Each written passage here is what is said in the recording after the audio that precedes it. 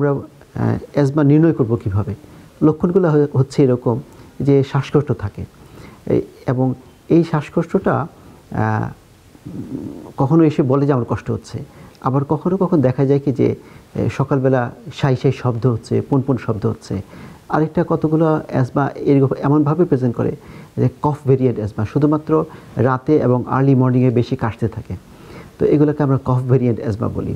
আর আমি জানি যে আমার বাচ্চার অ্যাজমা আছে, কিন্তু কখন বাসায় বসে থাকবো না, দ্রুত ডাক্তারের কাছে চলে যাব। সেটা হচ্ছে যেমন ধরেন শ্বাসকষ্ট এত বেশি হচ্ছে যে তার কথা বলতে কষ্ট হচ্ছে, তার ঠোঁট নীল হয়ে যাচ্ছে, নখগুলা নীল হয়ে যাচ্ছে।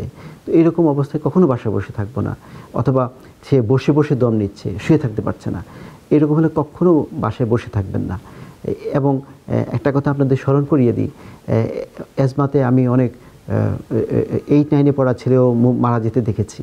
কারণ হলো মনে করে কি যে সকালবেলা ডাক্তারের কাছে যাব, কিন্তু ওই সময় আর সে পায়নি।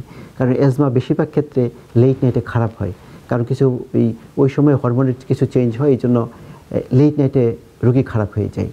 তো কখনো এই অবস্থায় বাসায় বসে থাকবেন না যাদের অ্যাকুয়েট অ্যাটাক হয় এবং এই লক্ষণগুলো থাকে যে কথা বলতে কষ্ট হয়।